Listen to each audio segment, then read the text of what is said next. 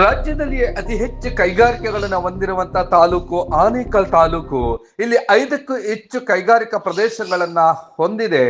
ದೇಶ ವಿದೇಶಗಳಿಂದ ತಮ್ಮ ಬದುಕುಗಳನ್ನ ಕಟ್ಟಿಕೊಳ್ಳಲು ಆನೇಕಲ್ ತಾಲೂಕಿಗೆ ಬಂದು ಜನ ನೆಲೆಸಿದ್ದಾರೆ. ಇಲ್ಲಿ ಜನ ವೇಗವಾಗಿ ಅಭಿವೃದ್ಧಿ ಆಗ್ತಾ ಇದ್ದಾರೆ, ಆಧುನಿಕತೆಯನ್ನ ಮೈಗೂಡಿಸಿಕೊಳ್ತಿದ್ದಾರೆ. ಹಾಗೆಯೇ ಎಲ್ಲೋ ಒಂದು ಕಡೆ ಈ ಆಧುನಿಕತೆಯ ಭರಾಟೆಯಲ್ಲಿ ಒಂದಷ್ಟು ಉಪಟಳಗಳು ಕೂಡ ಹೆಚ್ಚಾಗಿದೆ.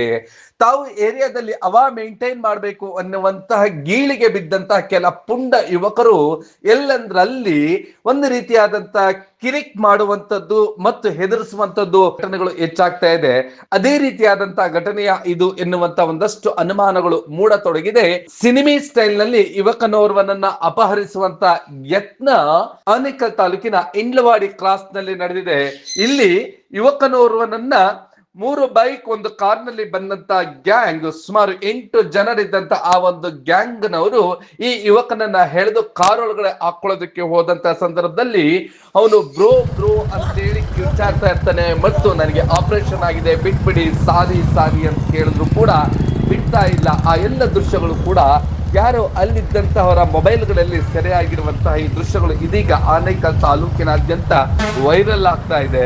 ಇನ್ನು ಆನೇಕಲ್ ಪೊಲೀಸ್ ಠಾಣೆಯಲ್ಲಿ ಇದರ ಬಗ್ಗೆ ದೂರೇ ದಾಖಲಾಗಿಲ್ವಂತೆ. ಈಗ ಪೊಲೀಸ್ನವರಿಗೆ ಯಾವಾಗ ಮಾಧ್ಯಮಗಳಲ್ಲಿ ಈ ಒಂದು ಸುದ್ದಿ ಬಿತ್ತರವಾಯ್ತು, ಆಗ ಈ ಒಂದು ಸುದ್ದಿಯ ಬಗ್ಗೆ ತಿಳಿದು ಬಂತಂತೆ. ಅಂದ್ರೆ ಪೊಲೀಸ್ನವರು ಎಷ್ಟರ ಮಟ್ಟಿಗೆ ಆನೇಕಲ್ ತಾಲೂಕಿನಲ್ಲಿ ಕಾರ್ಯನಿರ್ವಹಿಸುತ್ತಿದ್ದಾರೆ ಅನ್ನುವಂಥದ್ದು ಈ ಒಂದು ಘಟನೆಯಿಂದ ಗೊತ್ತಾಗ್ತಾ ಇದೆ. ಅಂದ್ರೆ ಆನೇಕಲ್ ಪೊಲೀಸ್ ಠಾಣೆ ಮತ್ತು ಸೂರ್ಯ ಸಿಟಿ ಪೊಲೀಸ್ ಠಾಣೆ ವ್ಯಾಪ್ತಿಯಲ್ಲಿ ಅತಿ ಹೆಚ್ಚು ಕ್ರೈಮ್ಗಳು ನಡೆದರೂ ಕೂಡ ಇಲ್ಲಿನ ಸಿಬ್ಬಂದಿ ಮತ್ತು ಇಲ್ಲಿನ ಇನ್ಸ್ಪೆಕ್ಟರ್ಗಳು ಏನ್ ಮಾಡ್ತಿದ್ದಾರೆ ಎನ್ನುವಂಥದ್ದು ಯಕ್ಷ ಪ್ರಶ್ನೆ. ಈಗ ಈ ಒಂದು ಗ್ಯಾಂಗ್ಸ್ಟರ್ ಯಾರು, ಯಾಕಾಗಿ ಅವನನ್ನ ಕಿಡ್ನಾಪ್ ಮಾಡೋದಕ್ಕೆ ಬಂದಿದ್ರು ಎನ್ನುವಂತಹ ಮಾಹಿತಿಯನ್ನ ಕಲೆ ಹಾಕ್ತಿದ್ದಾರೆ. ಈ ಒಂದು ಘಟನೆಯ ಬಗ್ಗೆ ಅಡಿಷನಲ್ SP ನಾಗರಾಜ್ ಅವರು ಏನ್ ಹೇಳಿದ್ರು ಆ ಎಲ್ಲ ದೃಶ್ಯಗಳನ್ನ ನೋಡ್ತಾ ಆ ಕಿಡ್ನಾಪ್ಗೆ ಒಳಗಾಗ್ತಿದ್ದಂತ ಯುವಕ ಪರಿಪರಿಯಾಗಿ ಬೇಡ್ಕೊಂಡ್ರು ಕೂಡ ಅಲ್ಲಿ ಜನ ನಿಂತು ನೋಡ್ತಿದ್ರೆ ಹೊರತು ಯಾರು ಕೂಡ ಅವನನ್ನ ಬಿಡಿಸೋದಕ್ಕೆ ಹೋಗ್ಲಿಲ್ಲ. ಕೊನೆ ಗಳಿಗೆಯಲ್ಲಿ ಜನ ಯಾವಾಗ ಅಲ್ಲಿ ಹೆಚ್ಚು ಸಂಖ್ಯೆಯಲ್ಲಿ ಜಮಾವಣೆ ಆಗೋದಕ್ಕೆ ಹೋದ್ರು, ಆಗ ಆ ಕಿಡ್ನಾಪರ್ಸ್ ಆ ಯುವಕನನ್ನ ಅಲ್ಲೇ ಬಿಟ್ಟು ಪರಾರಿಯಾಗಿದ್ದಾರೆ. ಈಗ ಆನೇಕಲ್ ಪೊಲೀಸ್ನವರು ಇವರುಗಳ ಹೆಡೆಮುರಿ ಕಟ್ಟಾರ ಎನ್ನುವಂಥದ್ದು ಕಾಲವೇ ನಿರ್ಧರಿಸಲಿದೆ. ಈಗಷ್ಟೇ ನಮಗೆ ನಿಮ್ಮ ಮಾಧ್ಯಮದ ಮುಖಾಂತರ ಅದನ್ನು ನಮ್ಮ ಗಮನಕ್ಕೆ ಬಂದಿದೆ. ಈಗಾಗಲೇ ನಾನು ಅದನ್ನು ಠಾಣೆಯವರಿಗೆ ಪ್ರಕರಣ ದಾಖಲಿಸ್ಕೊಂಡು ತನಿಖೆ ಮಾಡಲಿಕ್ಕೆ ಆದೇಶ ಮಾಡಿದ್ದೇನೆ. ಮತ್ತು ಫಿರ್ಯಾದಿ ಸೈಡ್ ಆಗಲಿ ಅಥವಾ ಆರೋಪಿತರ ಸೈಡ್ ಆಗಲಿ ಯಾರೂ ಠಾಣೆಗೆ ಬಂದು ಇದರ ಬಗ್ಗೆ ವರದಿ ಕೊಟ್ಟಿಲ್ಲ. ಏನಾದನ್ನು ಕ್ಷುಲ್ಲಕ ವಿಷಯಕ್ಕಾಗಿದೆಯಾ ಅಥವಾ ಏನಾದರೂ ಗಂಭೀರ ಅಂಶಗಳಿದಾವೆ ಅನ್ನೋದನ್ನು ತನಿಖೆಯಲ್ಲಿ ಗೊತ್ತಾಗ್ತದೆ.